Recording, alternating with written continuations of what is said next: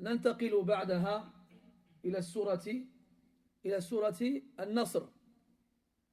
وسورة النصر سورة مدنية بالإجماع، لا خلاف بين أهل العلم في هذا، مدنية، بل هي من آخر ما نزل من القرآن، ونقول من ولا نقول آخر. وإن قال ابن عباس رضي الله عنهما أن هذه السورة آخر سورة نزلت كاملة في القرآن، ونزل بعدها آيات، لكن ليست سورة أو سورة عفوا كاملة. أما السور التي نزلت على النبي صلى الله عليه وسلم كاملة فآخرها نزولا هي سورة النصر. واختلف أهل العلم متى نزلت بالضبط، فمنهم من قال أنها نزلت في أيام التشريق في حجة الوداع،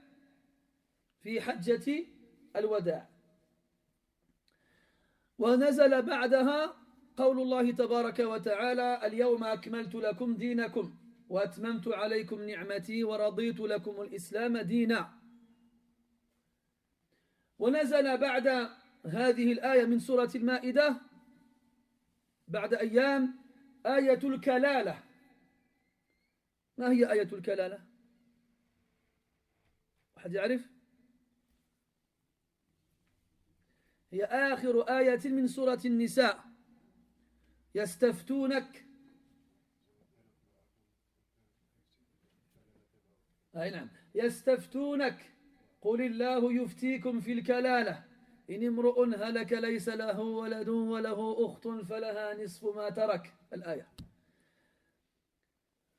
ونزل بعدها بأيام آخر ما نزل من القرآن، وهي قول الله تبارك وتعالى على الراجح رغم وجود خلاف بين المفسرين: واتقوا يوما ترجعون فيه إلى الله ثم توفى كل نفس ما كسبت وهم لا يظلمون. فسورة النصر وهذه الآيات التي تليت عليكم الآن نزلت خلال فترة لا تجاوز 80 يوما، وقيل أقل من ذلك وقيل أكثر، لكن أجمع أكثر أهل العلم على أن هذه المدة لم تجاوز 80 يوما. On passe à Suratu Al-Nasr. On va dire après ce que signifie Al-Nasr, Inch'Allah ta'ala. Cette sourate a été révélée à Médine, donc après l'émigration du prophète sallallahu alayhi wa sallam, sans aucune divergence chez les savants du tafsir, bil ijma'. Après l'émigration. Par contre, ils divergent sur le moment où elle a été révélée. Avant de traiter ce passage-là, on va juste évoquer aussi la parole d'Ibn Abbas radiyallahu anhuma, comme quoi cette sourate est la dernière sourate qui a été révélée dans le Coran. Et là on précise bien la dernière sourate et pas les derniers versets. Là on parle de dernière sourate en tant que tout, complète. Parce qu'on sait qu'il y a des versets qui étaient révélés au prophète sallallahu alayhi wa sallam. Des fois, il recevait des sourates complètes, entières. Et la dernière sourate qui a été révélée au prophète de façon complète et entière, c'est Suratu An-Nasr. Cette sourate-là. Mais ce n'est pas les derniers versets qui ont été révélés du Coran. Donc, il y a d'autres versets qui ont été révélés après. Et après, donc, on a dit, les savants, ils divergent sur quand est-ce que cette sourate elle a été révélée. Il a été dit qu'elle a été révélée durant le pèlerinage d'adieu du prophète, alayhi salatu wassalam. Pendant les jours de Tashriq. C'est quoi les jours de Tashriq? En arabe, ils disent Tashriq parce qu'ils faisaient sécher la viande au soleil pour qu'elle puisse être conservé plus longtemps. Comme on fait nous au pays avec le qadid. Et donc, après le sacrifice du pèlerinage, pas de réfrigérateur, pas de congélateur, on aimerait bien garder la viande un peu plus longtemps, on cherchait un moyen de la conserver. Donc, pendant ces 3 jours-là, il laissait la viande sécher. On appelle ces jours-là Ayam al-Tashriq. Donc, c'est le 11e, 12e et 13e jour de Dhul Hijjah après le jour de l'Eid. C'est-à-dire, le jour de l'Eid, c'est le 10e, le 11e, 12e et 13e. Et donc, cette sourate-là a été révélée durant cette période-là. Puis, quelques temps après, Allah Ta'ala, il a révélé Al-Yawma akmaltu lakum dinakum. Le jour où j'ai parachevé pour vous votre religion, et je vous ai comblé de mes bienfaits, et j'ai agréé pour vous l'islam comme religion. Puis, le pèlerinage s'achève, le prophète rentre à Médine, alayhi salatu wassalam, et le verset de l'Kalala, il descend sur le prophète sallallahu alayhi wa sallam. Le Kalala, c'est un type d'héritage, un peu spécial quand il n'y a plus d'héritier. À qui revient l'héritage? Et le dernier verset de Surat An-Nisa traite de l'Kalala. يستفتونك قل الله يفتيكم في الكلالة. على كل حال, le dernier verset de Surat An-Nisa est révélé. Quelque temps plus tard, le dernier verset du Coran est révélé. Et quand je dis dernier verset du Coran, selon l'avis majoritaire, est le plus fort. Pourquoi? Parce qu'il y a différence à ce sujet-là. Il y en a qui disent c'est celui-ci, d'autres ils disent que c'est un autre. Ala kulli hal, sans rentrer dans le détail de la divergence, l'avis majoritaire est que le dernier verset qui a été révélé au prophète alayhi salatu wassalam est wattaqu yawman turja'una fihi ila Allah. Craignez un jour dans lequel vous reviendrez vers Allah, thumma tuwaffa kullu nafsin ma kasabat, puis ensuite chaque âme sera pleinement rétribuée pour les actions qu'elle a accomplies ou commises. وهم لا يظلمون ثم توفى كل نفس ما كسبت وهم لا يظلمون, sans qu'ils ne soient lésés. Puis quelques jours après, le prophète est mort, alayhi salatu wassalam. Quelques jours après. Donc entre la révélation de Surat An-Nasr et la mort du prophète, quelques dizaines de jours sont tombés. Quand tu bailles, tu mets ta main devant la bouche quand tu bailles. Toi. Ouais, d'accord? Tu l'as fait une fois, allez, j'ai rien dit. Tu l'as fait 2 fois, allez, j'ai rien dit. Mais comme on dit en bon François, jamais 203. D'accord? Rassure-toi, je fais ça avec tout le monde. Tu n'es pas le premier, tu ne seras pas le dernier. Il y en aura un autre après toi. Donc quand on baille, ça c'est une bienséance prophétique. Nous, le prophète nous a appris tout, alayhi salatu wassalam, comment nous comporter, qu'on soit seul ou en public. Et c'est humain. Allah nous a créé comme ça, on baille. Des fois c'est à cause de la fatigue, des fois c'est à cause de quelqu'un qui te fatigue. Ala kulli hal, on baille. Mais le bâillement est une action qui provient du diable.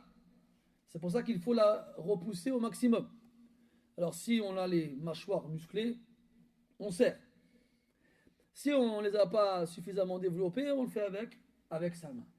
Et si jamais on baille, comme on dit en français, au corneille, pourquoi on dit bailler au corneille? Les corneilles, c'est des oiseaux. Des oiseaux qui aiment bien se poser sur des branches élevées, donc ils sont en haut. Et quand on baille au corneille, c'est quand on baille comme ça, on ouvre la bouche pour les oiseaux qui sont en haut. Ça, bailler au corneille.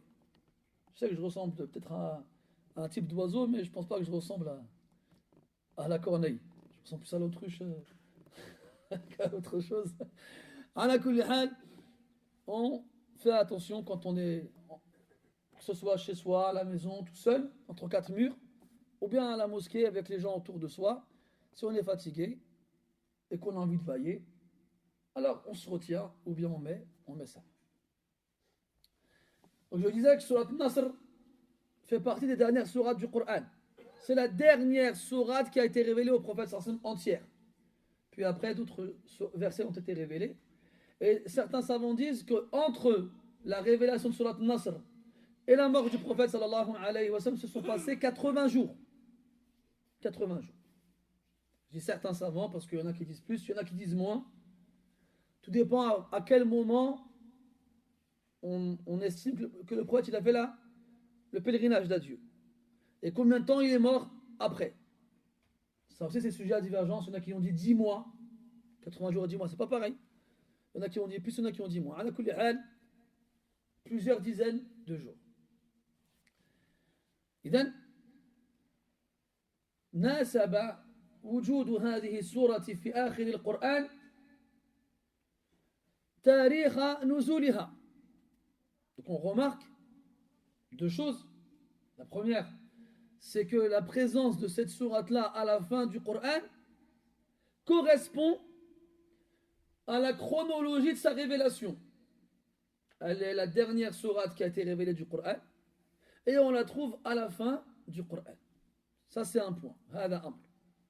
وثمة أمر ثانٍ وهو ما سنذكره بعد لاحقا إن شاء الله تعالى أن النبي صلى الله عليه وسلم نعيت له نفسه فيها فهي تخبره عليه الصلاة والسلام بقرب أجله فناسبت آخر حياة النبي صلى الله عليه وسلم ووافقت هذه المرحلة العظيمة من حياته عليه الصلاة والسلام. Autre point sur lequel on reviendra après Inch'Allah ta'ala, c'est que c'est parmi les derniers versets du Coran qui ont été révélés et c'est aussi une sourate qui précède la mort du prophète de quelque temps alayhi salatu wassalam. Et d'ailleurs on le verra que dans cette sourate là Allah ta'ala il a informé le prophète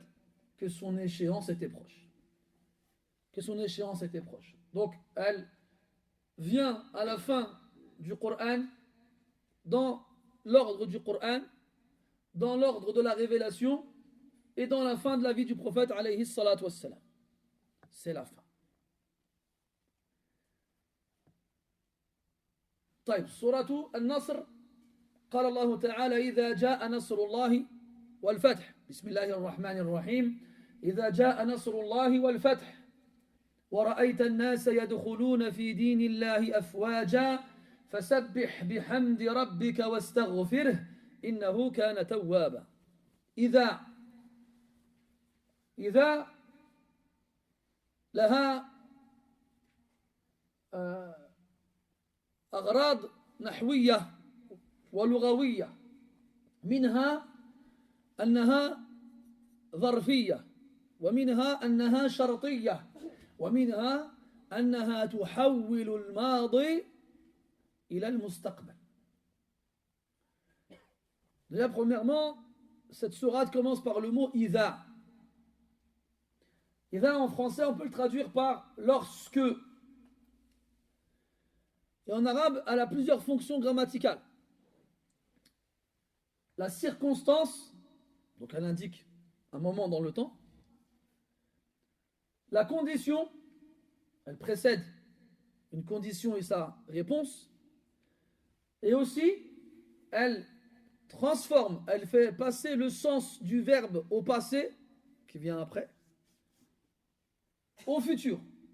Donc le verbe qui vient après, il est au passé, mais on devra le comprendre au futur.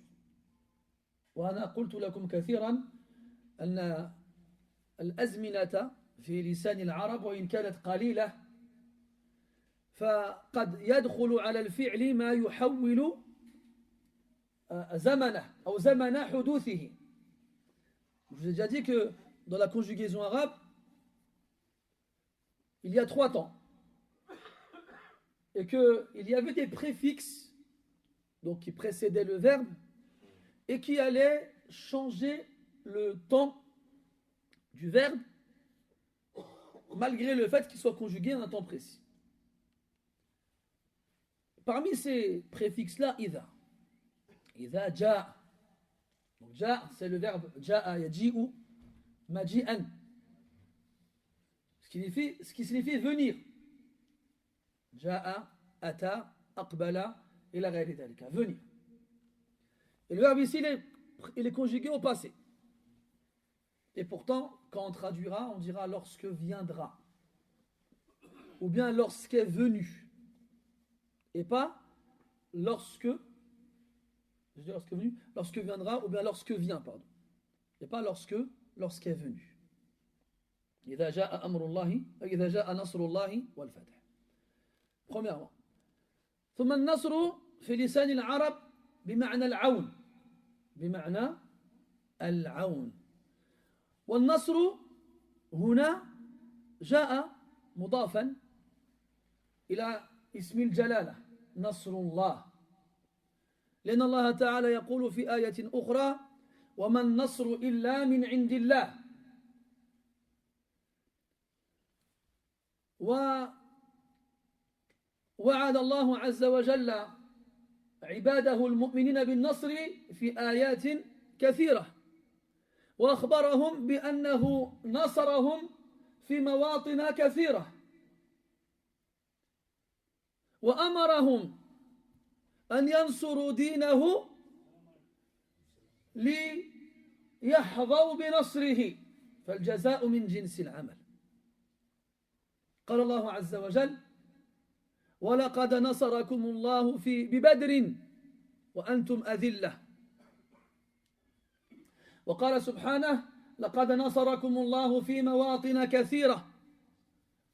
وقال عز وجل إنا لننصر رسلنا والذين آمنوا في الحياة الدنيا ويوم يقوم الأشهاد. فأخبر الله تعالى أنه ينصرهم ووعدهم بنصره،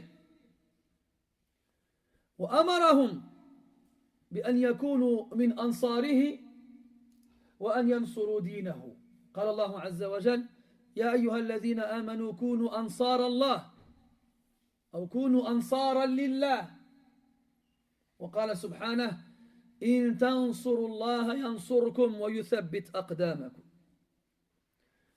فالنصر من عند الله، والنصر قد جاء من عند الله، والنصر سيأتي من عند الله، لكن له شروط إذا حققناها حقق الله تعالى الجواب. قال الله سبحانه أم حسبتم أن تدخلوا الجنة ولما يأتكم مثل الذين خلوا من قبلكم مستهم البأساء والضراء وزلزلوا حتى يقول الرسول والذين آمنوا معه متى نصر الله. فرغم البلايا والرزايا والمحن والفتن بقي تحقيق الشرط، وهو أن ينصروا هذا الدين.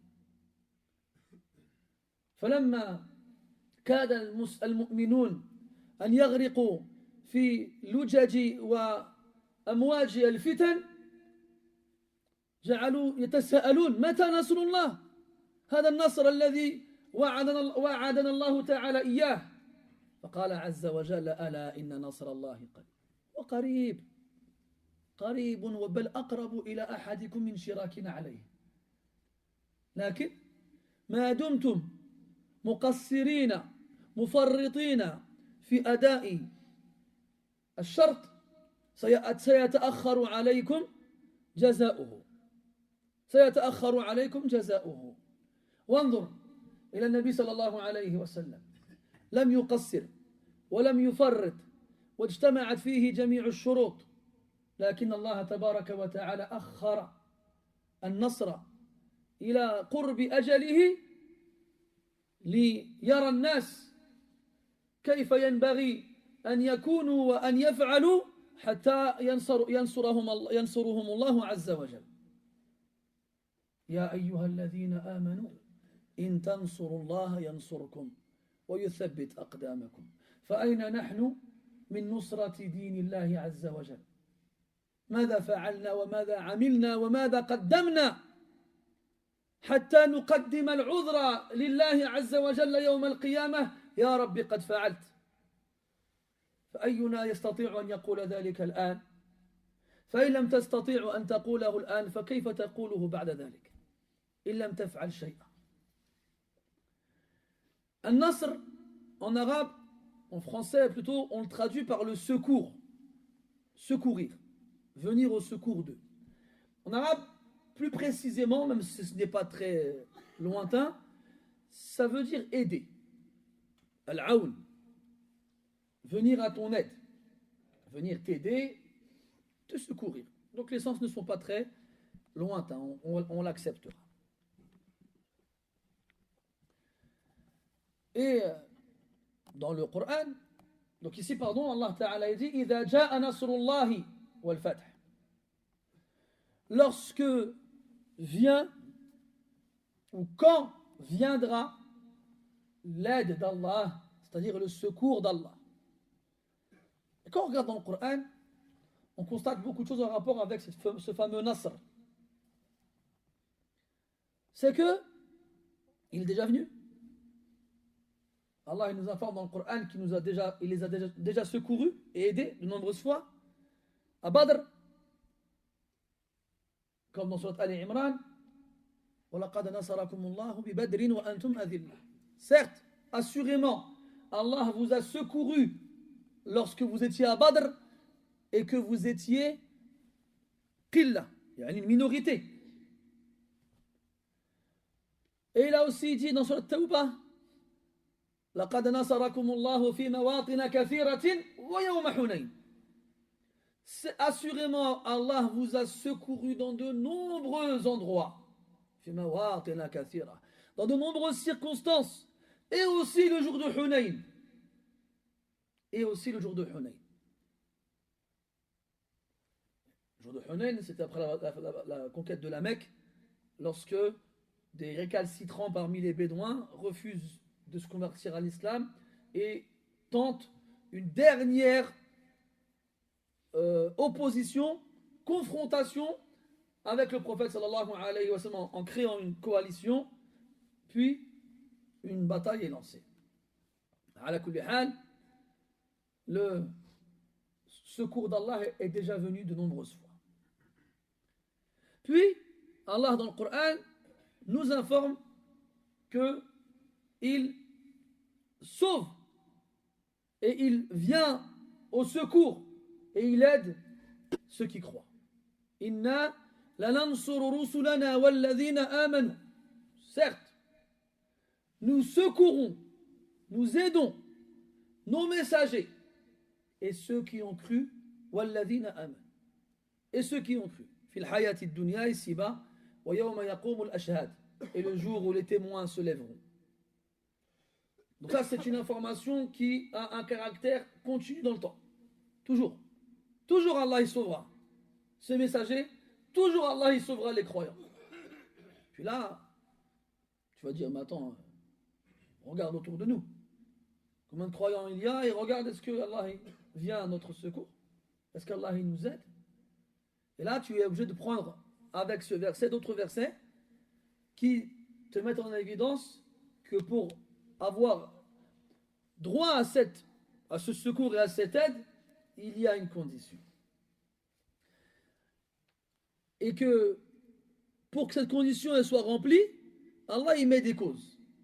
Dans le Baqarah, Allah Ta'ala dit, est-ce que vous pensez rentrer au paradis alors que vous n'avez pas été touché par ce qui a touché ceux qui vous ont précédés? Ils ont été touchés par la guerre, par la maladie. Et ils furent secoués jusqu'à ce que le messager et ceux qui étaient avec lui dirent Mata Nasrullah. Quand le secours d'Allah viendra-t-il? Parce que justement, ils ont vu dans le Coran qu'Allah secourt ses serviteurs. Et là, les épreuves, les tortures, les difficultés se succèdent les unes après les autres sans changement. Alors, peut-être que certains d'entre eux se demandaient quand est-ce que le secours d'Allah va venir. Comme جاء في الصحيح من حديث خباب بن الأرت رضي الله عنه أنه قال أتينا رسول الله صلى الله عليه وسلم وهو متوسد بردة له في ظل الكعبة. تفضل. وقد لقينا من المشركين شدة فقلنا يا رسول الله ألا تستنصر لنا ألا تدعو الله أو ألا تدعو لنا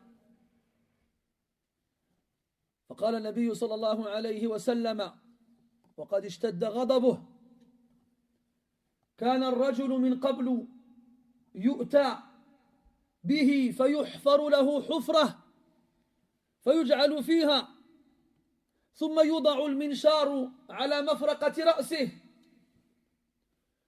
وينشر جزئين ويوضع المشط من الحديد فيمشط رأسه ما بين الشحم واللحم لا يصده ذلك عن دينه ثم قال ولكنكم قوم تستعجلون ولكنكم قوم تستعجلون comme dans le hadith où Khabbab ibn al-Arith radiyallahu anhu il va voir le prophète sallallahu alayhi wa sallam avec d'autres compagnons وهنا يجب أن تعلم متى كان ذلك كان ذلك في السنين الأول من البعثة من نزول الوحي حيث كانت قريش تؤذي المسلمين وتسومهم سوء العذاب. Et il est important de recontextualiser ce hadith-là, de savoir quand est-ce qu'il a eu lieu. C'est dans les premières années de la révélation, lorsque Quraysh s'en prenait aux musulmans et leur faisait subir les pires des tourments, des tortures et des punitions insupportables. Khabbab ibn al-Arith et d'autres parmi les musulmans, après de longues années à patienter face aux agressions de leurs ennemis, eh bien, il vient de voir le prophète alayhi salatu wassalam alors qu'il était allongé sous l'ombre de la Kaaba en ayant fait de sa tunique un coussin. Ils vont le voir, ils lui disent ô messager d'Allah, vas-tu demander le secours pour nous? Tastansir lana. Demander le secours al-Nasr pour nous? Vas-tu invoquer Allah pour nous? Tu vois pas dans quoi nous sommes? Massathumul ba'sa wa ad-darra wa zulzilu. On les a privés de leur maison, de leurs biens, de leurs proches. On les a chassés de leur ville. On les a emprisonnés, combattus, repoussés, pourchassés. Pourquoi? Parce qu'ils étaient musulmans. Ni plus ni moins. Et ils ont subi cela des années. Des années. وعندما تتأمل القرآن وأول ما نزل منه تلاحظ بجلاء أن الله تعالى أكثر من أمرهم بالصبر. Et quand tu médites le Coran, notamment les premiers versets qui ont été révélés, les premières sourates qui ont été révélées, tu constates de façon claire à quel point Allah Ta'ala, de nombreuses fois, il ordonne aux croyants de patienter. De patienter. Isbir, isbir, isbir, fasbiru. Il y a à peu près 80 fois dans le Coran où Allah Ta'ala, il ordonne de patienter, ou bien il met en valeur la patience. Ou bien il promet des grandes récompenses pour ceux qui patientent, ou bien il nous rappelle comment on finit ceux qui ont patienté avant. Isbiru. Et là, le prophète, il entend la plainte de Khabbab. Et là, c'est pas au bout de 3 heures de problème avec leurs ennemis. C'est après des années. C'est-à-dire, ils ont patienté. Ils ont subi et enduré.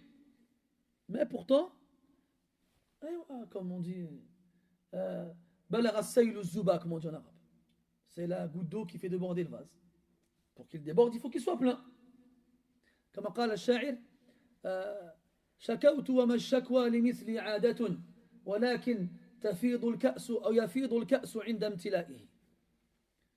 Comme il disait le poète, je me suis plaint et la plainte chez moi n'est pas une habitude. Mais le verre déborde lorsqu'il est plein. Ah même en français ça rime plein, t'as vu ou pas? Pas fait exprès. Ala kulli hal, Ça, c'est l'humain, il est comme ça. Même si tu patientes, même si tu endures, même si tu as les épaules, même si tu t'en prends tout le temps, au bout d'un moment, tu craques. Tu le laisses sortir. Allah, il a dit au prophète sallallahu alayhi wa sallam, وَلَقَدْ نَعْلَمُ أَنَّكَ يَضِيقُ صَدْرُكَ بِمَا يَقُولُونَ. Nous savons très bien que ta poitrine se resserre face à ce qu'ils te disent. Et Allah, il rappelle au prophète que si toi tu subis leur insulte, eh bien, moi aussi, je patiente face à leurs insultes. Il dit subhanahu wa ta'ala, وَلَقَدْ خَلَقْنَا السَّمَاوَاتِ وَالْأَرْضَ وَمَا بَيْنَهُمَا فِي سِتَّةِ أَيَّامٍ وَمَا مَسَّنَا مِن لُغُوبٍ فَاصْبِرْ عَلَى مَا يَقُولُونَ. Et nous avons certes créé les cieux et la terre et ce qu'il y a entre eux en 6 jours. Et nous n'avons point été touchés par la fatigue. Parce que, qu'est-ce que disent les autres? Au 7e jour, il se reposa. Ta'ala Allahu amma yaquluna 'uluwan kabira. On n'a pas été touché par la fatigue. Donc, dire qu'Allah il s'est reposé signifie qu'il s'était fatigué. Et dire qu'il s'était fatigué est un défaut et une tare qui ne convient pas d'attribuer à Allah subhanahu wa ta'ala. C'est donc une insulte. Et Allah ta'ala, il l'insulte et lui donne des attributs qui ne conviennent pas et ne correspondent pas à sa grandeur et à sa perfection. Wa yasbir. وكما قال النبي صلى الله عليه وسلم لا أحد أصبر على الأذى من الله. Il n'y a personne qui patiente plus à la nuisance qu'Allah Azza wa Jal. Personne. Il les crée, leur donne leur subsistance, leur donne ce qu'ils veulent, les préserve de ce qu'ils craignent. Et eux, en plus de ne pas lui obéir et de ne pas l'adorer, ils se permettent de le critiquer ou de l'insulter.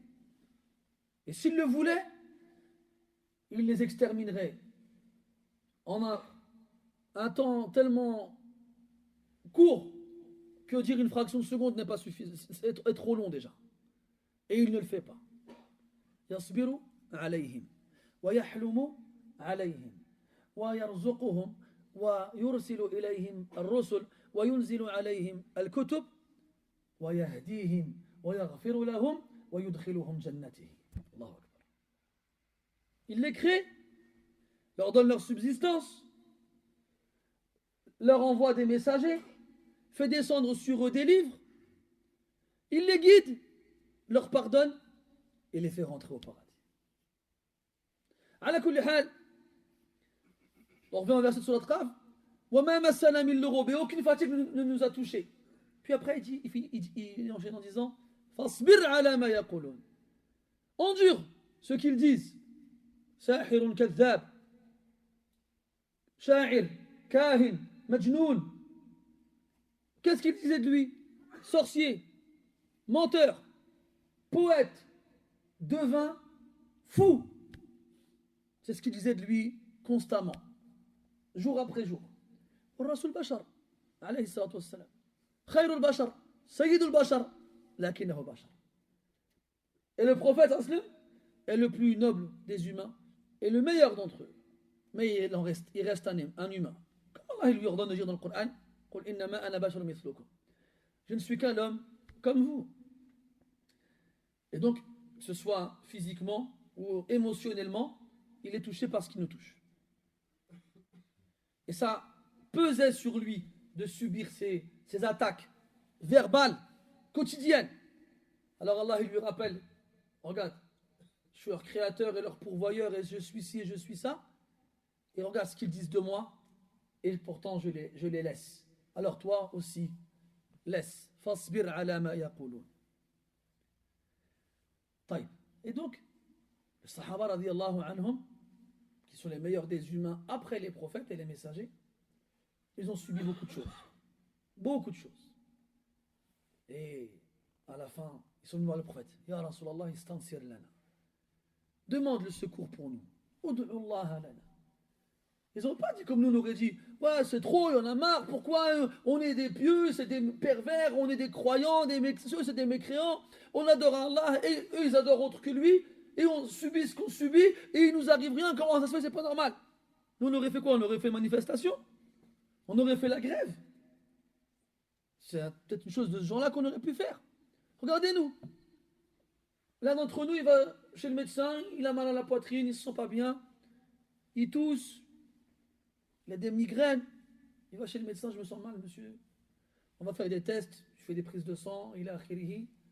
Le jour du résultat, tu vas voir le médecin, il dit j'ai une mauvaise nouvelle pour vous. Vous avez un cancer. Ça y est, khlas. Azlamat alayka ad-dunya bihadafiriha. Ça y est. C'est comme si toute la lumière dans l'univers, elle s'était éteinte sur toi ce jour-là. Et là, tu regardes le ciel comme ça. Pourquoi? Puis, tu te rappelles que tu es un croyant, que tu as une foi, une aqidah. Alors tu vas à la mosquée, ou bien à la maison, tu fais le wudu, tu pries. Bid-dumu'i wat-tadarru'i wal-khushu'.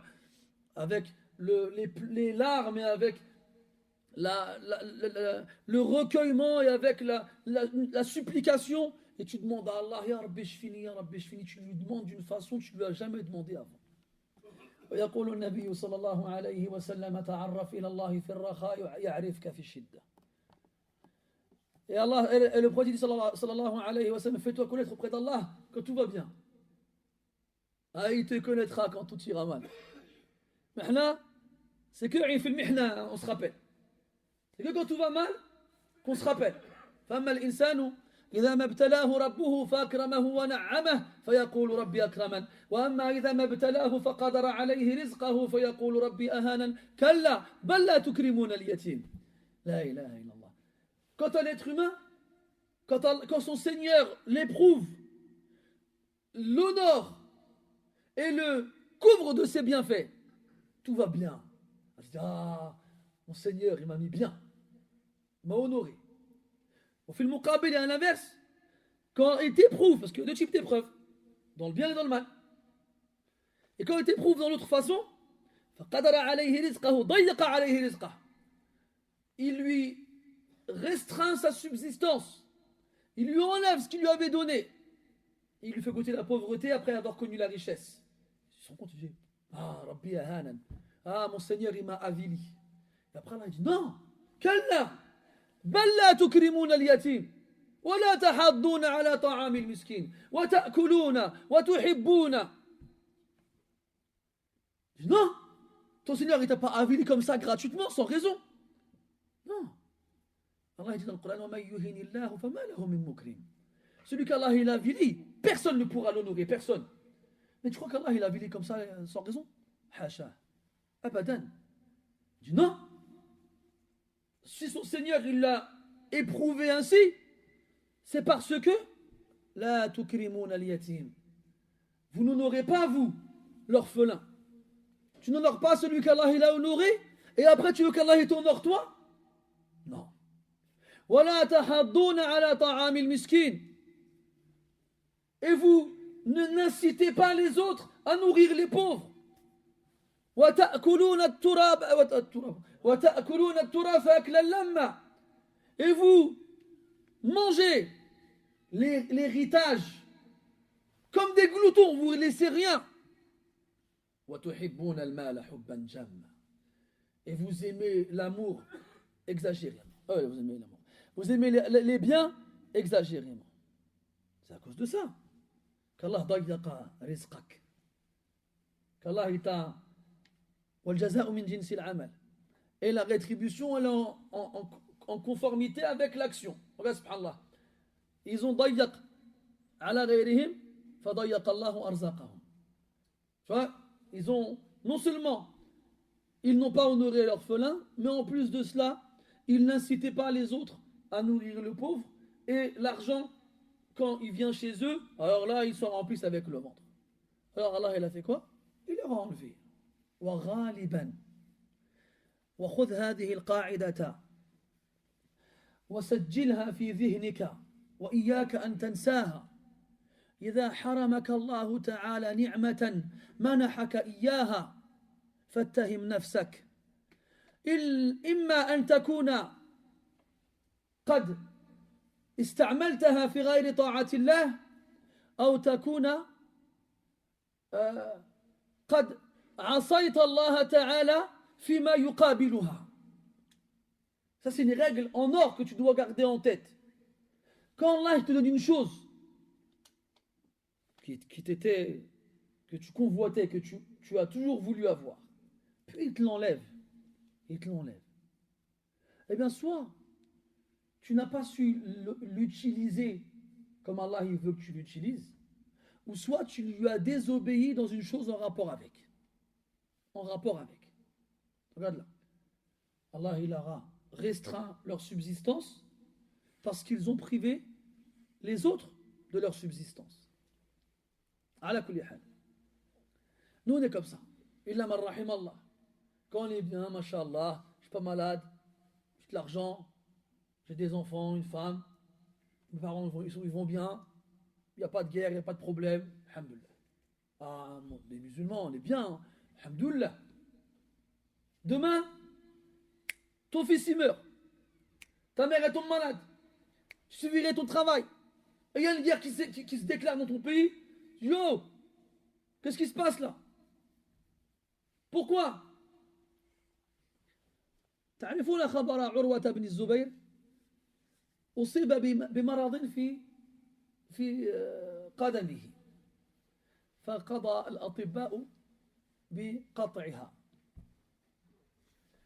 فقالوا ألا نشربك الخمر حتى لا تشعر بالألم فقال والله ما شربتها وأنا سالم فلن أذوقها وأنا مريض فأبى قالوا كيف نفعل إذن قال دعوني أدخل في الصلاة فإذا رأيتموني قد دخلت فيها فافعلوا ما بدا لكم فدخل في الصلاة فأتوا وقطعوا رجله وهو قائم يصلي فلم يشعر بشيء حتى ركع فسقط ثم أغمي عليه مدة فلما أفاق جاءه رجل وقال له أحسن الله عزاءك فلم يفهم عروة وقال أتعزيني في قدمي قال لا بل مات ولدك وأنت في غيبوبتك كان يلعب فوق سطح البيت فسقط فمات سبحان الله ماذا كان جوابه وما كان تفاعله قال اللهم أعطيتني يدين ورجلين يعني أربعة أعضاء فأخذت واحدة وتركت ثلاثة فلك الحمد وكان له 4 من الأبناء وأعطيتني 4 من الولد فأخذت واحدا وتركت ثلاثة فلك الحمد. Nous, quand tout va bien, on est des bons musulmans. Et encore. Mais dès qu'il se passe un problème, ça y est, c'est la folie. On remet en cause le décret d'Allah et on l'accuse d'être injuste. Et là, la foi, elle part en fumée.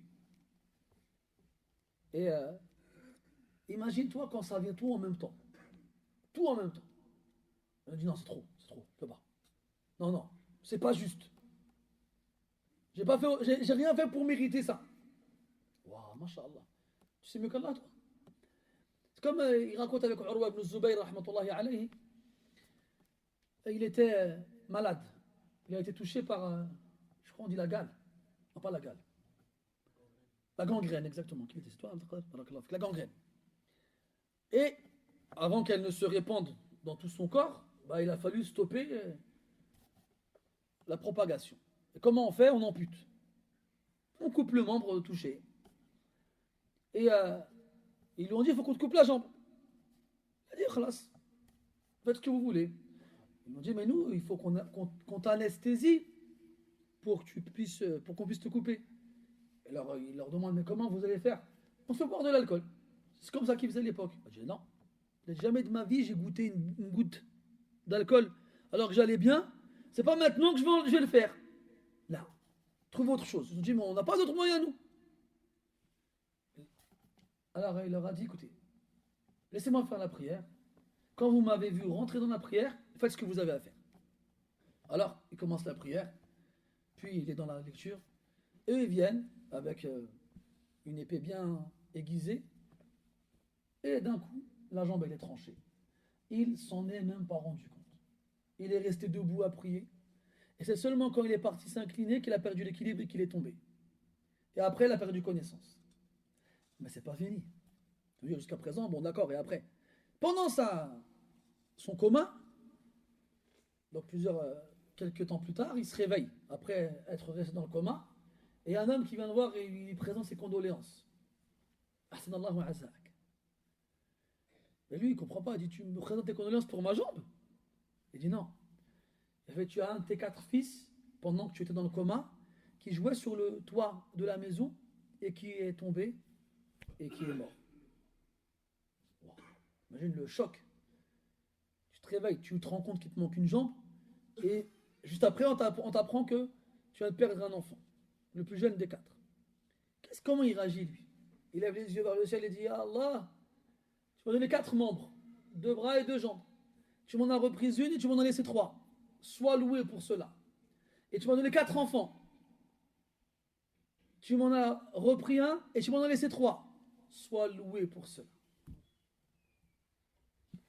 Ala kulli hal. Et donc, quand il y a des épreuves, c'est pour nous rappeler à l'ordre. Allah dit dans le Coran, أولا يرون أنهم يفتنون في كل عام مرة أو مرتين ثم لا يتوبون ولا هم يذكرون. Ne voit-il pas que nous les éprouvons chaque année, 1 ou 2 fois, puis après cela, ni ils se repentent, ni ils réfléchissent. Donc quand il y a des épreuves, c'est pour tester la foi. قال النبي صلى الله عليه وسلم إن عظم البلاء مع عظم الجزاء. Non. إن عظم الجزاء مع عظم البلاء وإن الله إذا أحب قوما ابتلاهم.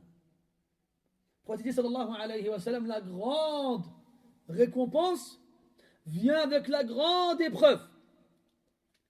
Et pour revenir au hadith de Khabbab ibn al-Harith radiyallahu anhu, quand ils se sont pas plaints, ils ont demandé au prophète de faire dua pour eux. C'est pas grave. Ils se sont pas plaints. Nous, on aurait dit quoi, nous? Regardez-nous. Qu'est-ce qu'on a fait? On a fait une marche contre l'islamophobie. Je ne suis pas en train de dire c'est bien, c'est pas bien. Moi, je ne rentre même pas dans ces histoires-là. Hein? Moi, je ne suis pas allé. Ceux qui y sont allés, hada sha'nuhum. Ala kulli hal, regardez, et puis c'est vrai, nous, on s'indigne. Quand on regarde à la télé, ou bien sur Internet, on apprend qu'une sœur, elle s'est fait attaquer ici, ou bien qu'un frère, il s'est fait agresser ici. En tant que musulman, on est révolté de voir des choses comme ça. C'est normal. Comme tu serais révolté de voir ton petit frère ou ta petite sœur, ta femme, tes enfants, tes parents en train de se faire agresser par quelqu'un. Tu ne supporterais pas de voir une chose pareille. Tu oublierais, tu perdrais la raison. Et bien là, on voit des musulmans, des musulmanes qui sont nos frères et qui sont nos sœurs et qui subissent des injustices. C'est normal qu'on souffre de voir ces choses-là. Maintenant, que faire? Que faire? Des marches? Ala kulli hal. En plus, tu as vu ce qui criait, ce qui scandait pendant cette marche-là? Bref. Et est-ce qu'il y en a qui a dit tous les imams en France, ils font le qunut? Des solutions charia. Le qunut. Quand les musulmans étaient touchés par une épreuve, une catastrophe, le prophète faisait dua dans la prière obligatoire. Toutes les prières de la journée.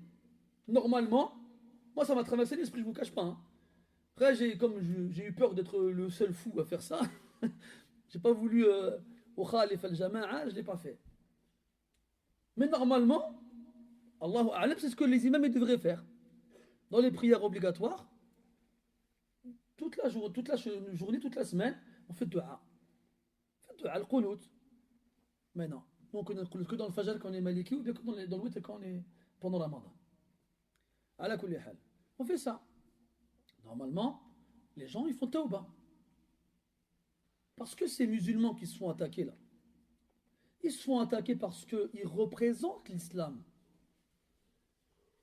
On n'a jamais entendu encore que une qaddoura ou bien un mouloud avec le trait dans les sourcils et et les cheveux, toutes les couleurs, avec un slim et un décolleté, il s'est fait agresser parce qu'il...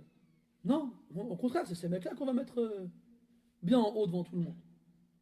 Quand on agresse une musulmane, c'est parce qu'elle a un hijab. Quand on agresse un musulman, c'est parce qu'il a... Voilà. On n'a pas entendu encore Mohamed qui est comptable à Nanterre et s'est fait agresser parce que sa cravate n'était pas de la même couleur que celle de ses collègues. On n'a pas entendu ça. Les hommes qui se font agresser, c'est dans des mosquées généralement. C'est pas dans les cafés où on joue aux cartes. Ça, oh là là. Donc, normalement, toi, tu es un musulman. Tu vois tes frères et tes sœurs qui se font agresser parce qu'ils sont musulmans, parce qu'on sait qu'ils sont musulmans.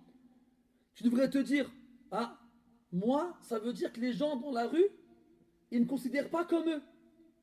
Ils me considèrent comme ne représentant pas l'islam et comme n'étant pas un danger pour eux. Donc ils me laissent tranquille. Et normalement, on doit aimer pour son frère ce qu'on aime pour soi-même et détester pour son frère ce qu'on déteste pour soi-même. Normalement, tous les hommes, ils se disent quoi? Allez, j'arrête. Et je me remets dans le droit chemin. Normalement, toutes les femmes, elles devraient faire quoi? Pareil. Les brochines gays, elles mettent des hijabs. Et les cravatés, ils ressemblent à des musulmans. Mais non, on fait des marches avec des hijabs bleu, blanc, rouge et en chantant la Marseillaise. C'est pas comme ça. C'est pas comme ça. C'est pas comme ça. Sahaba se demandent pourquoi de faire dua. Normalement, nous, on devrait faire dua. Qu'est-ce que Rasul a parlé du madloum? Il a dit du madloum, il a dit quoi? Il a dit à Mu'adh ittaqi da'wat al-madloum. Crains l'invocation de l'opprimé. Est-ce que vous pensez que ces gens-là, ils ont fait dua? Après, moi, je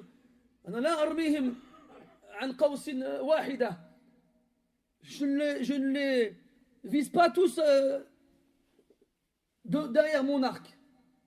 Il y en a parmi eux, sûrement, qui avaient des bonnes intentions et qui ont voulu bien faire. ولكن كما قال ابن مسعود رضي الله عنه كم مريد للخير لم يصيبه. Combien de ceux qui veulent le bien ne l'obtiennent jamais? Parce qu'ils n'ont pas fait les bonnes causes. Ils n'ont pas fait les bonnes causes.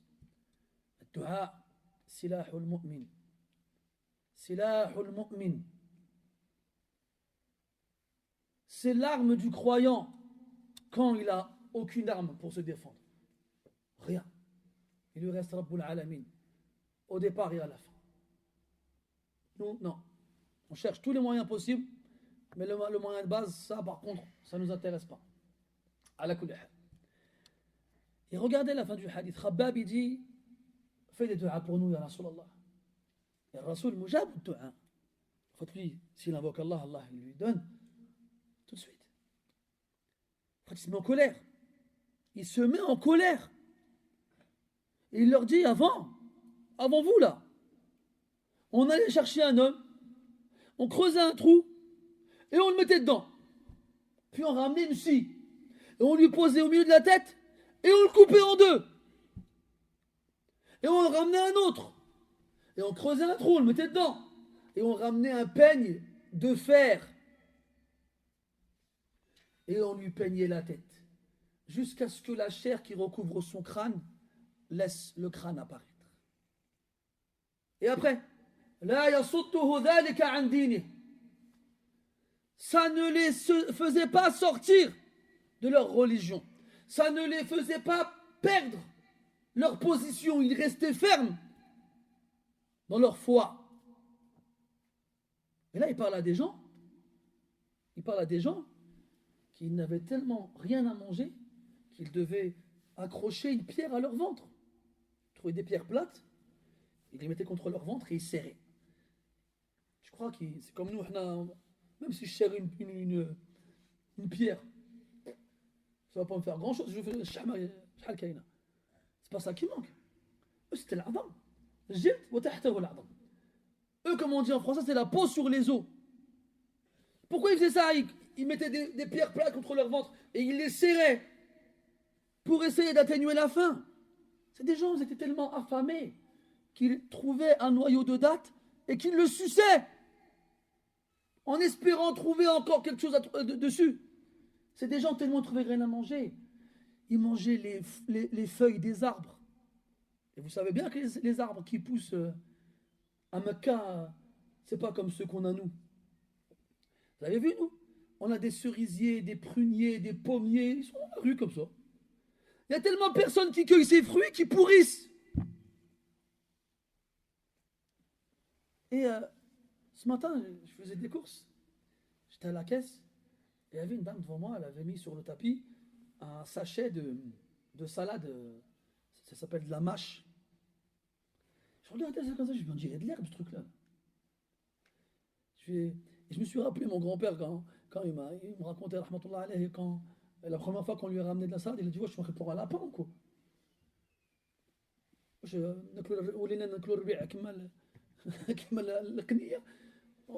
énervé contre sa femme quand on lui a ramené de la salade. Il dit: on mange. C'est les lapins qui mangent ça chez nous. Et je regardais le sachet, comme ça j'ai pensé à ça. Je dirais de l'herbe. Après, je me suis dit: mais avec une bonne sauce balsamique, ça passe bien. Ça, c'est les feuilles qu'on a chez nous. Donc tu peux manger des feuilles. Elles seront peut-être nourrissantes, nutritives. Elles auront du goût. Tu crois que les feuilles qui... Tfadal, vas-y. Tu crois que les feuilles que eux ils mangeaient, c'était des feuilles comme ça? Waraqou as-samur, le séquoia. C'est des feuilles, elles sont dures. Tu les casses comme ça. Tu les casses. C'est des feuilles, elles sont sèches. Il n'y a pas de sève dedans, il n'y a rien. Akalu waraqa as-samur hatta qarihat ashdaquhum. Tu te rends compte, toi? Ils ont mangé des feuilles de séquoia. L'ashdaq, c'est les extrémités des lèvres, ici, là, jusqu'à ce qu'elles se fendent. Il dit ça à des hommes qui ont subi les tortures de Quraysh et qui ont connu la fin, comme je viens de vous la décrire. Il leur dit quoi à la fin? Walakinnakum qawmun tasta'jilun. Mais vous êtes des gens pressés. Vous ne patientez pas. Eux, ils ne patientent pas. Alors, qu'est-ce qu'on doit dire, nous, alors? Qu'est-ce qu'on doit dire, nous, alors? Parce qu'Allah, il vous a mis dans une phase où il veut faire tamhis. Il veut faire la purification. C'est plus fort encore que la purification. C'est comme quand j'ai de l'or brut, comment on dit? Raffinement? Raffinage? Oui. Raffinage? Voilà. C'est comme le pétrole. On ne peut pas le prendre, l'utiliser directement.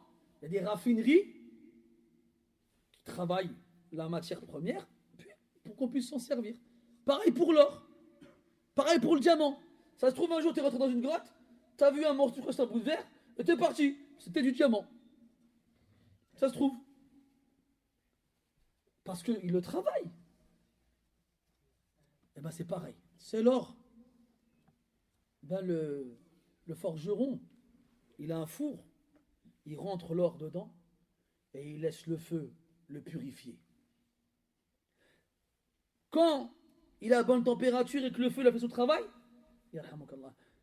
le forgeron il sort l'or et il le frappe. Et c'est là que l'or, c'est de l'or. وَلِيُمَحِّصَ اللَّهُ الَّذِينَ آمَنُوا وَيَمْحَقَ الْكَافِرِينَ. تمحيص. ولكنكم قوم تستعجلون. J'ai toujours été étonné par le adab des vieilles personnes ici, que ce soit ici ou ailleurs, et le manque de adab des jeunes. Cheikh, tous les jours dans cette mosquée, que ce soit moi ou Cheikh Ammar, ils viennent te voir, tu as l'impression qu'ils te respectent plus que leurs propres enfants. Tu es gêné par ce respect qu'ils ont envers toi. Puis on a un, vient, il a 18 ans, il dit: ah, Sofiane, bien ou quoi? Wow. Une fois, il y en a, il m'a dit quoi? Wesh, gros, bien la khutba. Ça, moi, ma génération n'a pas connu le wesh, gros. C'est venu après. Moi, quand tu me dis gros, tu me dis que je suis un gros. Là, je suis frustré parce que j'arrive pas à maigrir. Je dis: tu m'as dit quoi là? Non, c'est pas ce que je voulais dire. Une fois, j'étais dans le parking là-bas. Vous savez, moi, très souvent, je suis le dernier à sortir de la mosquée. Donc, moi aussi, j'ai une vie. J'aimerais bien rentrer chez moi, mais oui, c'est votre haq sur moi, je vous le donne. Et donc, Je vais dans le parking pour reprendre ma voiture. J'entends, ah Sofiane. Après, je me retourne comme ça et je vois, ah, frère. Je ne connais pas. Je connais de vue, sans plus. Je ne sais pas, il s'appelle comment, je ne sais pas c'est qui. Et bien, il me pose une question, voilà, si, voilà ça. Moi, je laisse finir. Je lui dis, t'as quel âge? Il avait 20 ans ou il a 21 ans. Je lui dis, je pourrais être ton père, je lui dis, moi. Entre toi et mon fils, il y a 3 ou 4 ans. Je pourrais être ton père, appelle-moi Ami, Yallah. Ça y est, bzaf, عليك تقول لي شيخ, Yallah, ما تقول لي شيخ. ما عليش, c'est pas grave. Dis-moi Ami, Yallah. Dis-moi monsieur. Comme tu faisais avec ton prof à l'école que tu n'aimais pas parce qu'il te mettait des zéros, parce qu'il te mettait des heures d'école. Oui. Non mais je vous dis, c'est une parenthèse, ça n'a rien à voir. Hein. Et moi, je les vois, ils sont là, subhanallah. Moi, j'aime moi. أنا نحشم منهم. Il est là, Mskeni. Depuis tout à l'heure, il est comme ça, en train de me faire des signes. Je vais sortir. Arrêtez. Mais Yahshem, lui, Yahshem. Et l'autre, il est là comme ça. Il regarde. Il parle avec son voisin. Sur son téléphone. Il se lève, il part.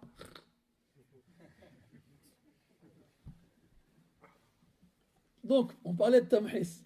Ça rentre dans Tamhis, l'adab. T'imagines, toi, tu restes des années dans la mosquée à suivre des doros et tu ne changes pas. C'est pas normal. C'est bizarre. En plus, je suis quelqu'un qui répète beaucoup, vous avez remarqué. Pas parce que j'ai pas d'autre chose à dire, mais parce que vous avez du mal à retenir. وما تكرر تقرر ولكن متى Et ce qu'on répète finit par s'installer. Mais quand? على كل حال. On revient à Khabbab. Ils ont subi. Et Rasoul leur dit en colère, vous êtes des gens pressés. Vous êtes des gens pressés. Pourquoi? On leur a dit patientez. Alors patientez. Et le nasr viendra quand vous aurez compris. Là, il leur donne une leçon, là. Il leur fait comprendre ce qu'on attend d'eux. Et ils ont compris. Et là, on revient au nasr. Mata nasrullah. Allah a répondu, innahu qarib. Il est là. Il attend juste que nous, on fasse notre part du travail. Quelle est notre part du travail?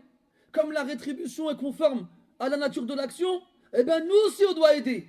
Nous aussi, on doit secourir. In tansurullaha yansurkum wa yuthabbit aqdamakum.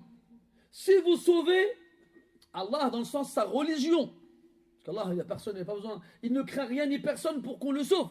Et il n'a besoin de rien ni de personne pour que quelqu'un le sauve. C'est-à-dire sauver sa religion.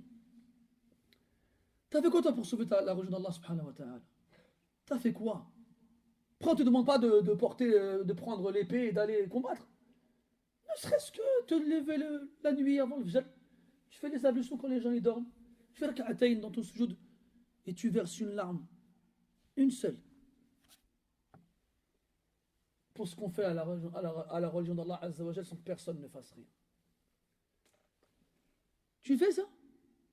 Ou bien t'attends qu'il te passe, tant que tout va bien pour toi, le reste n'a pas d'importance. In tansurullaha yansurkum. Vous voulez qu'Allah vous secourt, il vous aide. Eh bien, secourez sa religion et aidez-la. Kunu ansar Allah. Soyez ceux qui secourent la religion d'Allah. Soyez ces gens-là. Al-Ansar. C'est comme ça qu'Allah il a appelé ceux qui ont secouru le prophète sallallahu alayhi wa sallam.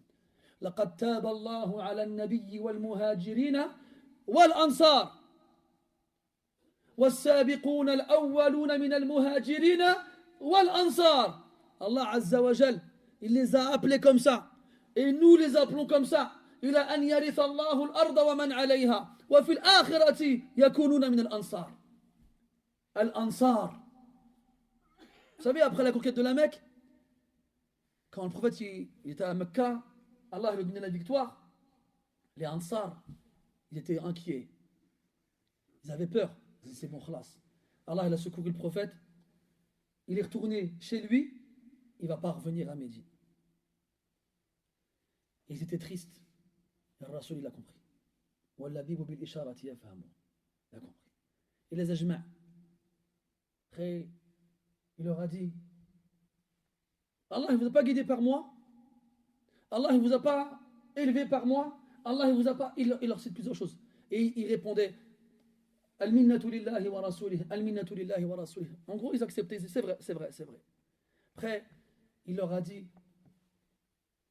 si vous aviez répondu, et toi, on t'a pas secouru quand les gens t'ont abandonné, et on t'a pas aidé quand les gens t'ont combattu, et on t'a pas, c'est le Rasul qui leur dit. Il a dit, ama wallah, law qultum, la saddaqtum wa suddaqtum. Par Allah, si vous aviez dit cela, vous auriez dit vrai et on vous aurait donné raison. Après, il a dit, il a fini en disant, par Allah, si ce n'était la hijra, la kuntum ra'an min al-ansar. فالعيش عيشكم والممات مماتكم. Il a dit, par Allah, si ce n'était la hijra, j'aurais été un homme parmi les ansar. Ma vie est celle des ansar et ma mort est celle des ansar. Après, il a dit, qu'est-ce que vous diriez si les gens, ils partaient avec la ghanima, avec le butin, et vous, vous rentrez chez vous avec le prophète sallallahu alayhi wa sallam. Et là, ils se sont tous écriés Allahu Akbar. Et ils ont tous pleuré de joie. Wa huqqa lahum dhalika wallah.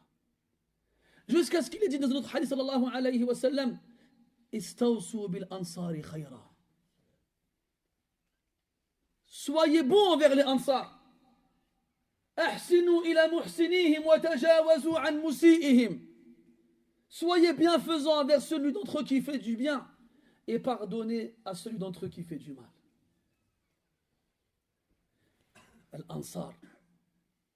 Regarde le fadl qu'Allah leur a donné dans le Coran et dans la Sunna. Pourquoi? Parce qu'ils ont le sar.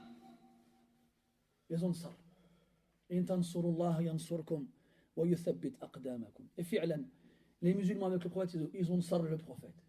Et ils ont le sar la religion d'Allah Azza wa Jal. Résultat des courses, qu'est-ce qui s'est passé à la fin de la vie du prophète? Ja'a nasrullah.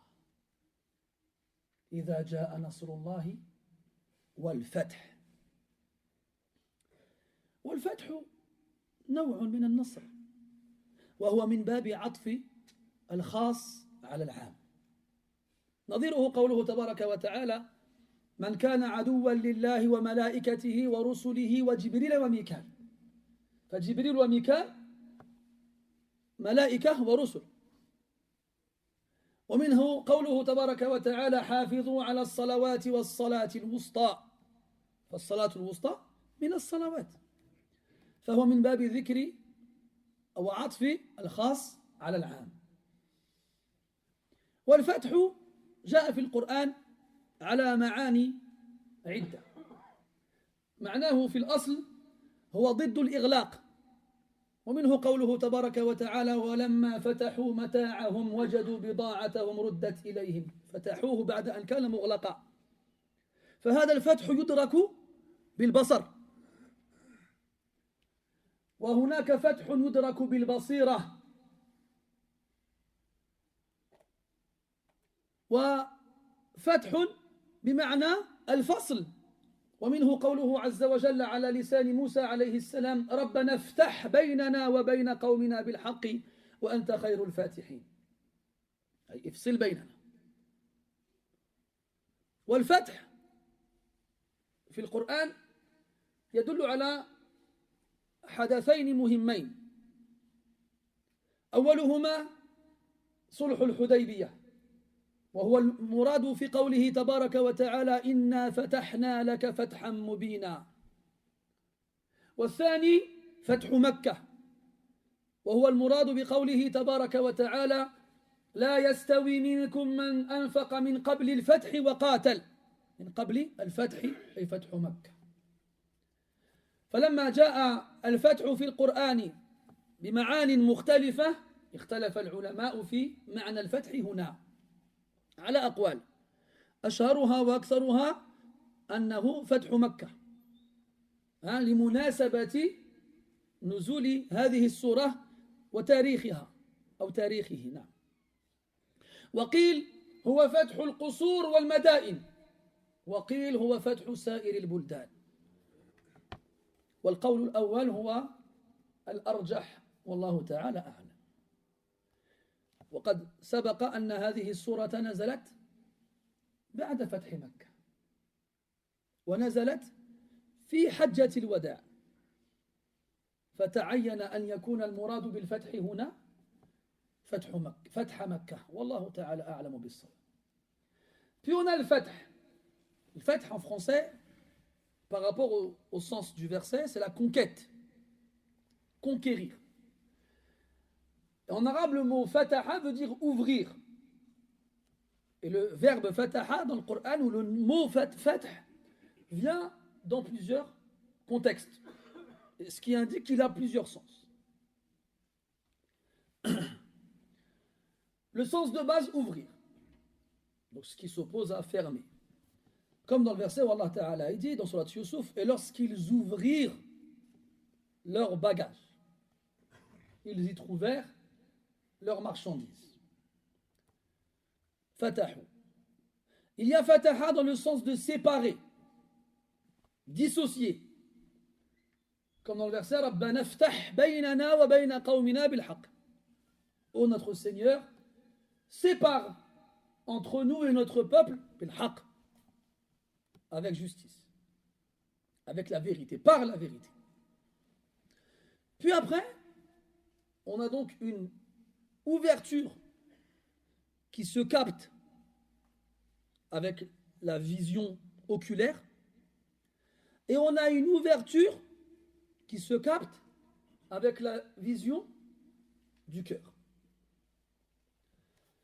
Comme quand Allah Azza wa Jalla dit ولو أن أهل القرى آمنوا واتقوا لفتحنا عليهم بركات من السماء والأرض.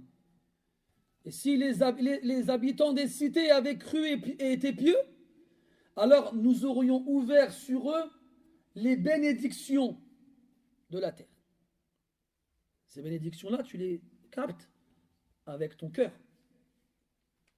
Parce que la bénédiction et les bienfaits que nous possédons ne sont pas seulement matériels. Ce n'est pas seulement le fait de manger, de trouver des vêtements pour s'habiller, d'avoir une maison où vivre. Ça ne s'arrête pas là seulement. La base principale, et surtout celle qui a le plus de valeur dans tout ça, c'est cette foi qu'Allah t'a offert. Et rajoute-lui qu'Allah te permette d'accomplir des actions vertueuses. Et rajoute à cela aussi qu'il te permette d'apprendre ta religion et de t'instruire pour l'adorer avec clairvoyance.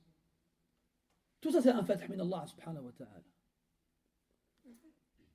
Puis après dans le Coran, on a encore le fath qui fait référence à deux événements très importants. On a le fath, le premier, c'est le pacte de l'Hudaybiyah.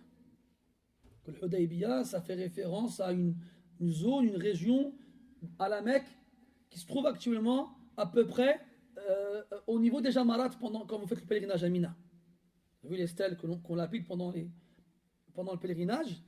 Quand on quitte la dernière, on arrive en bas, il y a une sorte de pente, après ça dépend d'où tu étais, est-ce que tu étais en bas, au milieu ou en haut. Mohim, tu arrives en bas, et c'est là-bas après qu'on reprend le chemin vers les quartiers de la Mecque. Et ben, le Hudaybiyah, c'était vers là-bas. C'était vers là-bas. Al-Muhim, comme vous le savez, le prophète a fait un pacte, une trêve avec Quraysh, là-bas, et on l'a appelé le Hudaybiyah. Et Allah, il a appelé ce pacte-là Fath, conquête, victoire. Alors que les musulmans qui ont assisté à cet événement-là, ils l'ont pris comme une défaite, comme un échec, comme une humiliation. Pourquoi? Parce que Quraysh ont mis comme clause dans ce contrat-là que si un musulman quittait la Mecque pour rejoindre le prophète à Médine, on le renvoyait là-bas. Et que si un musulman quittait Médine pour rejoindre les mécréants de la Mecque, on le sait. Les musulmans disent comment ça? Comment ça? C'est pas juste. Omar ibn Khattab radiyallahu anhu, il a dit Anarda bid-daniyati fi dinina alasna ala al-haqq wa hum ala al-batil. Omar, il a dit, Rasul, il a dit, ne sommes-nous pas sur la vérité et eux sur l'erreur? Sur le faux? Il a dit, bien sûr. Il a dit, pourquoi alors on accepte l'humiliation dans notre religion? Rasul lui a dit, Allah il m'a ordonné, je ne fais que lui obéir. Et même Hatta, c'était Sahl ibn Hanif, je crois, ou Sahl ibn Sa'd, un des deux. Après la mort du prophète, il a dit aux gens, Ittahimu ra'yakum. Ittahimu ra'yakum. Accusez vos... Accusez... Accusez vos... Il y en a un autre là. Accusez votre raison, votre opinion, votre réflexion face à l'ordre d'Allah Azza wa Jal. Parce qu'il a dit, ce jour-là, le jour de l'Hudaybiyah, on était persuadé que c'était pas comme ça qu'il fallait faire. Et après, on s'est rendu compte que c'était ça qu'il fallait faire. Accuser. Des fois, on te dit, tu vas poser une question à quelqu'un qui est digne de te répondre dans ta religion, il dit non, là, Yajous. Vas-y, je vais le faire. Je vais pas mettre même dans le coin light. 0, sans sucre. Puis il va chercher justement le light. Ah, il dit, vas-y, khoya, ala raqabti. Réussir. Une fois, il y en a un, il voulait se marier avec une fille avec laquelle il avait forniqué. Elle était enceinte. Allez, je ne te marie pas, tant qu'elle n'a pas accouché. Ça, il me dit quoi?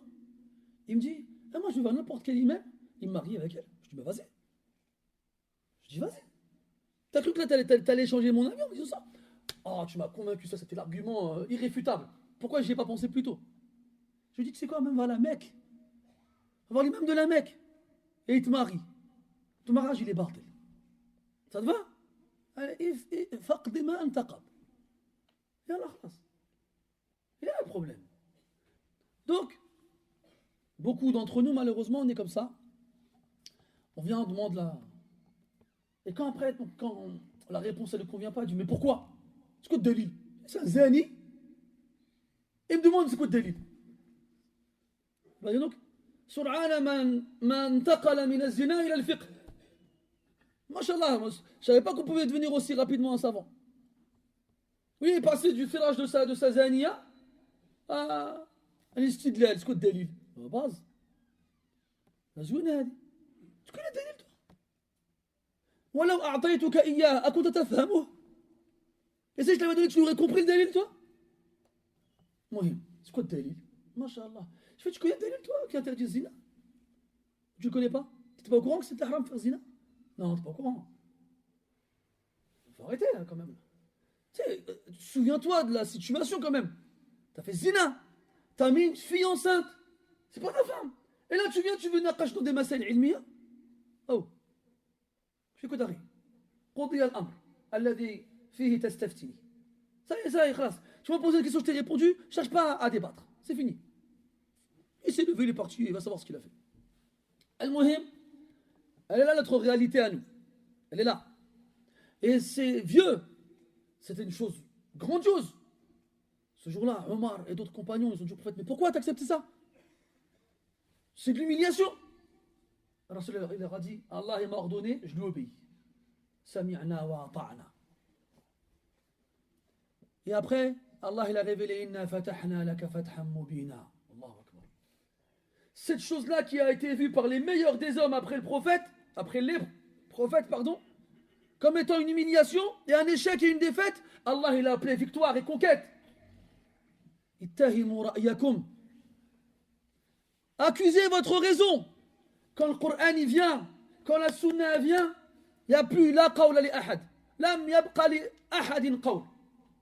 C'est fini, il n'y a plus rien à dire.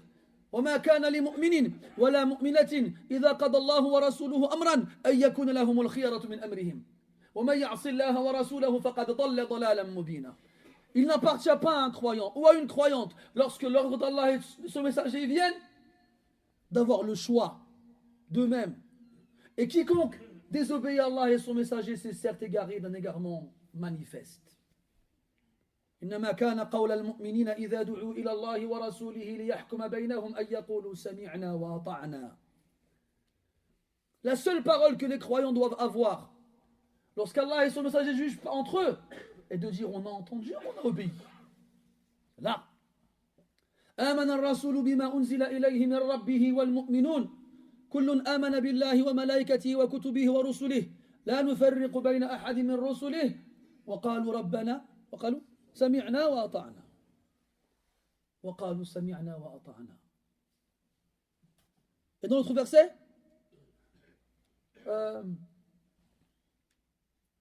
ولو أنهم قالوا سمعنا وأطعنا واسمع وانظرنا لكان خيرا لهم وأقوم.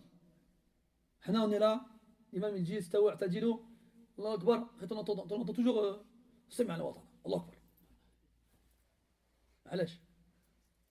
Pourquoi سمعنا وأطعنا ici? C'est tout? T'as entendu quoi? T'as obéi quoi? Là, toi et moi et tout le monde on est pareil.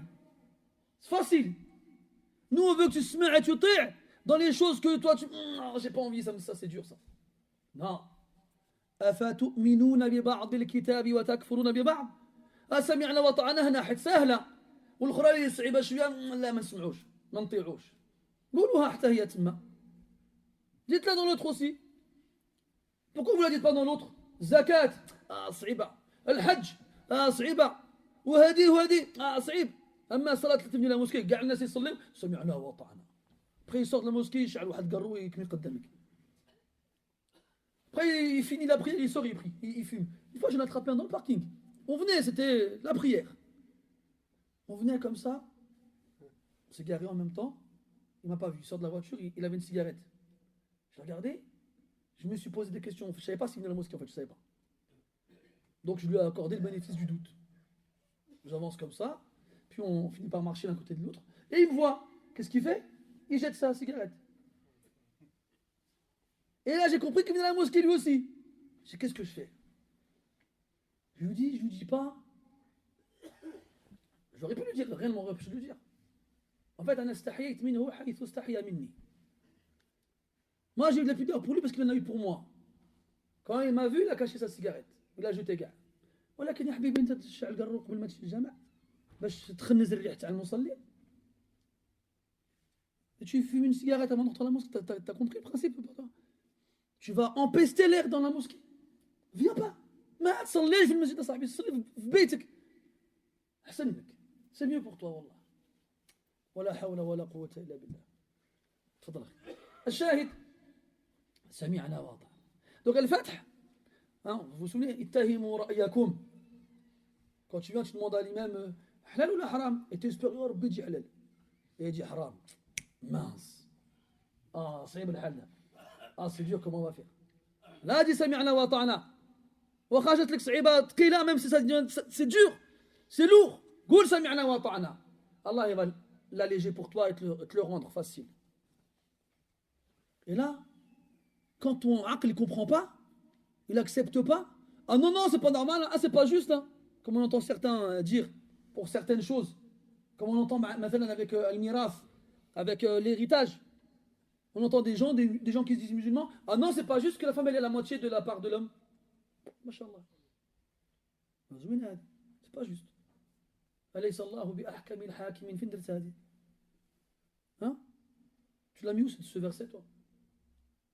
Pourtant il est dans une sourate que tout le monde connaît. T'en fais quoi? C'est pas juste. C'est ça notre hal à nous. Il est notre hal. Quand ton ra'i, il comprend pas une chose ou bien il la trouve bizarre, accuse ton ra'i. N'accuse pas la chose qui vient dans le Coran et la Sunna. Parce que n'oublie pas qu'elle vient d'Allah subhanahu wa ta'ala. J'écoutais la radio, j'en écoute beaucoup ma vie, vous avez vu? J'écoutais la radio et j'entendais que sur Terre, écoute ça, il y a un homme pour 4 femmes. Sur Terre. Coïncidence? Je ne crois pas. Tu crois vraiment que c'est une coïncidence? C'est pas de coïncidence. Et là, quand tu vas voir ta femme, tu dis écoute, ma chère et tendre épouse, j'aimerais traiter avec toi d'un sujet qui me tient à cœur. Sache que malgré l'amour que je porte pour toi, j'aimerais, si possible, le partager avec certaines de tes sœurs, notamment qui sont dans le besoin, des veuves, des Quoi? Qui? Quoi? Partager quoi? Moi, je suis pas contre la polygamie, mais j'en veux pas. Les autres qui veulent le faire, ils le font ma'alèche. Moi, ça rentre pas chez moi. Après, tu as le droit au finish him. C'est quoi? Tu veux faire la polygamie? Tu me divorces. Non, mais le principe de polygamie, c'est 2 en même temps. Si je te divorce, je vais retourner à 1. elles ont réussi à changer les maths. Elles ont réussi à faire 1 moins 1 égale 1. Donc voilà, elle est là notre réalité à nous. Des musulmans qui se disent musulmans que dans ce qui les arrange. Hommes et femmes. Mais quand ton nefs il est touché, quand ton aql il comprend pas, ah non, non, non, non, moi j'en veux pas. Voilà la phrase de non, moi j'accepte la polygamie. Ah non, ça vient d'Allah, mais j'en veux pas. Non, mais en fait, on t'a pas demandé ton avis en vrai. C'est notre faute ça en vrai. Là, on a voulu faire les romantiques, les Zorro, là, je sais pas comment ils s'appellent donc là. Les Roméo, quelques Zorro. On a voulu faire les Roméo, wa habibti, wa nour qalbi, wa aishi, ou gda, ou gda. Ça te dérange pas? Ça ne dérange pas. Ou bien قال لي واحد الشيخ تزوج وانت ساكت ان كنت فحلا. On est là, on veut faire. Ça marchera jamais, c'est normal. C'est normal, une femme normale, tu lui demandes qu'est-ce que t'en penses, elle va te dire non. C'est normal. Après, elle dit non, si jamais tu te maries avec une autre femme, tu m'aimeras plus. Bah non. Regarde, on avait un enfant, on en a eu un deuxième, j'aime le deuxième, j'aime toujours le premier. Ça là, vous le gardez, c'est cadeau, ça, c'est pour vous. المهم on va passer les débats sur ces trucs-là, mais ça, on revient à la base de la chose. Déjà, à la base, j'aime même pas t'en parler à la base. C'est juste husn al-mu'ashara, ya Allah. Être un bon mari, pas faire de coups, de mauvais coups à son épouse, ila akhirih. Mais en vrai, comme un savant, il nous a dit, marie-toi silencieux si t'es un bonhomme. Ala kulli hal. Ah. Et ça, c'est pour moi que j'ai mis ce truc-là. Ah, franchement, ça va clair avec. Ah, ah d'accord, mais c'est bien parce que moi, je vois pas l'heure. Là, je sais que c'est bientôt l'heure. Avec le téléphone, non, ça marchera jamais, ça. Ça, on le dit comme ça, mais au fond de nous, on n'y croit plus. Ala kulli hal. مشيت انا تلفت سمعنا واطعنا d'accord en fait pourquoi je dis tout ça الفتح donc il y a deux choses صلح الحديبية Allah il a appelé فتح dans le Coran une victoire vous vous souvenez tout à l'heure je vous avais dit quoi je vous avais dit que quand Allah il nous donne une chose puis après il nous l'enlève c'est parce que cette chose là qu'il nous avait donnée on n'a pas su bien la faire. Analysons ce qui se passe ici chez nous. Nous, ce qu'on avait, ce qu'on nous a enlevé. Qu'est-ce qu'on essaye à tout prix, qu'est-ce qu'on essaye à tout prix d'enlever aujourd'hui? Quoi? Le hijab ou là? Le hijab c'est devenu l'ennemi public numéro 1. D'accord? Regardons le nombre de musulmanes qu'il y a en France. Est-ce que la majorité met le hijab ou ne le met pas? في الظاهر لا نرجم بالغيب en apparence la majorité ne met pas le hijab et certaines s'excusent pour une raison ou une autre, d'autres elles disent non je ne veux pas le mettre quand mes cheveux seront blancs, mais quand tes cheveux seront blancs ils n'intéresseront plus personne et Allah il l'enlève et là c'est l'islam qu'on veut nous enlever petit à petit. Petit à petit, on commence par un point et puis on avance jusqu'à arriver à la base. On veut enlever des musulmans leur islam. Et là, il faut se poser la question.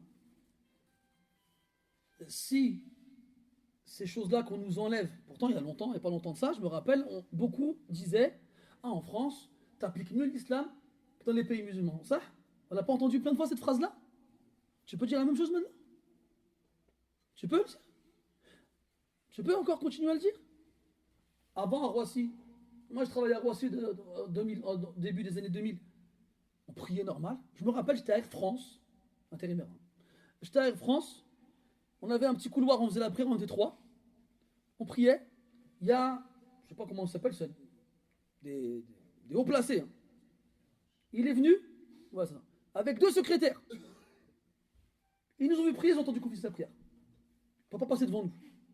On a fini, c'est passé, ils nous ont rien dit. Pareil, j'ai travaillé à la SNCF. La même chose. La même chose. On priait, personne ne nous embêtait. Je demandais au patron partir le vendredi matin plus tôt pour le Jumu'ah. Il me dirait, si elle va, c'est pas de problème. Tu peux le faire aujourd'hui, ça? Les frères qui travaillent à la RATP, ils sont là pour vous le dire comment c'est devenu. Le roi, c'est pareil. Vous n'êtes pas en train de vous dire, c'est bizarre, qu'est-ce qui se passe là? Non, nous, comme on est des bons Français, on dit c'est la faute des autres. Parce que la caractéristique du français parmi les autres ressortissants des autres pays, c'est qu'il n'est jamais coupable. Toujours, il cherche un autre responsable. Regarde, un psychopathe qui viole un enfant, il le ramène au tribunal, il dit non, mais quand il était petit, son père, il le frappait. Ah, bah, finalement, on va le mettre 6 mois dans l'hôpital, on va le caler. C'est pas sa faute. C'est pas sa faute. On cherche toujours un autre responsable. Donc nous, on nous enlève le niqab, et on nous enlève le hijab, et on nous enlève la prière. Et bientôt, vous nous dire, on ne veut plus de vos barbes. Et bientôt, vous nous dire, et les mosquées, on enferme en voiture, voilà. Tout le temps, on entend. Là, on entend des écoles qui ferment. Des écoles qui ferment, comme l'école de Saint-Denis qui est fermée, là. Ou bien, on en entend tout le temps. Comme ça, tranquille. Tant que ça ne nous touche pas, nous, c'est pas grave.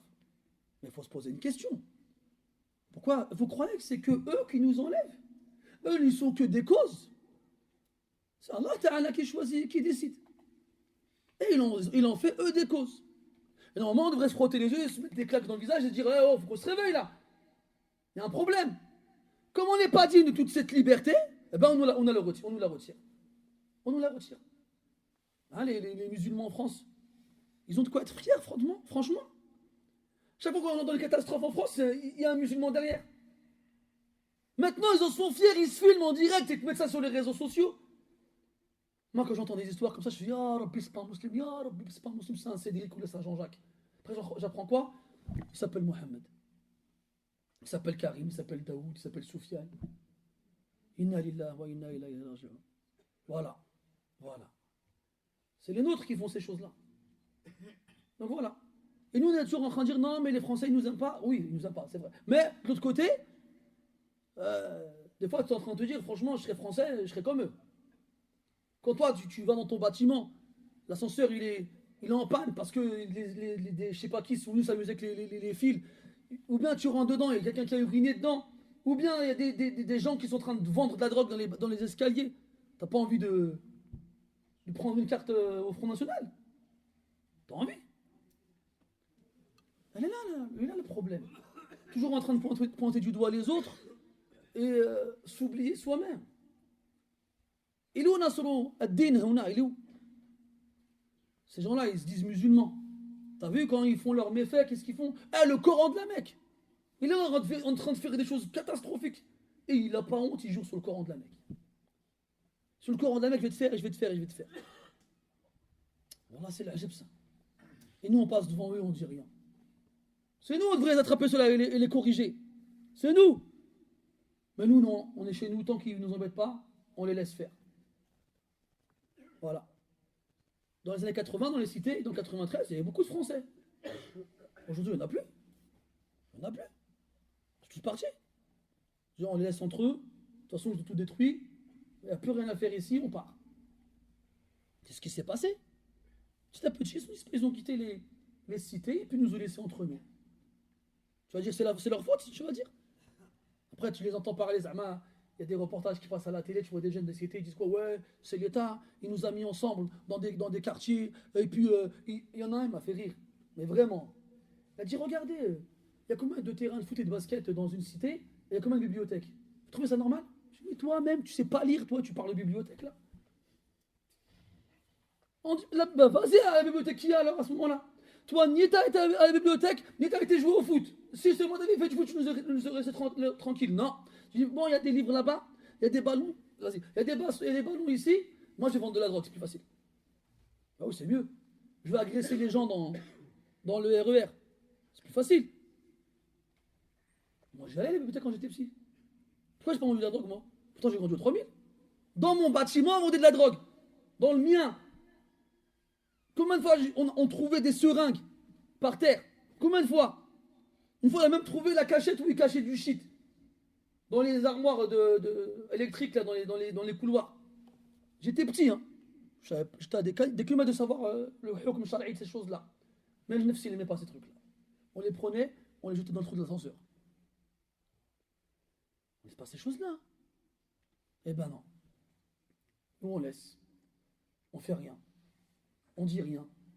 Et après, quand les gens ils disent non, on n'aime pas les musulmans, on n'aime pas l'islam, c'est notre faute. C'est notre faute. Et Allah, il nous demandera jour de la résurrection. Notre rôle dans ce qui s'est passé, c'est notre faute. قُلْ هُوَ مِنْ عِنْدِ أَنفُسِكُمْ. C'est nous. Même si nous, alhamdoulilah, on fait notre possible, on est loin de ces choses-là. Mais billah alaykum, on n'a pas tous quelqu'un dans nos familles ou dans notre entourage qui est dans ces trucs-là. On lui a déjà parlé? Non, quand on le voit, tu lui fais un bisou, tu on fait comme si de rien n'était. C'est pas grave. Tous. إلا من رحم ربك وقليل ما هم. تفضل. Ou là. Donc on a tous un rôle, une responsabilité dans ces choses-là. Comme dans le hadith où Rasul dit sallallahu alayhi wa sallam, l'exemple de ceux qui suivent l'ordre d'Allah et de ceux qui le délaissent est comparable à des gens qui montent sur un bateau. Ils se sont divisés en deux parties. Un, il est resté sur le pont, sur le quai, et l'autre, il est parti dans la soute. Dans la cale, je crois on dit, comme ça la cale. Chaque fois que ceux qui étaient en bas avaient besoin de boire, ils frappaient pour que ceux d'en haut leur donnent à boire. Alors il y en a un en bas, il dit aux autres, on les dérange à force de toujours leur demander à boire, on est dans l'eau, venez on fait un trou dans le bateau et on prend directement de l'eau à la source.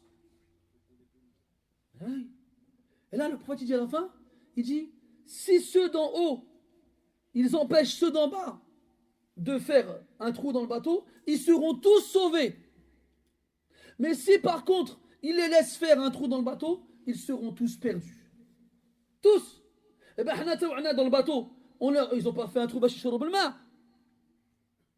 ils n'ont pas fait un trou pour boire de l'eau, ils ont fait un trou pour faire couler le navire.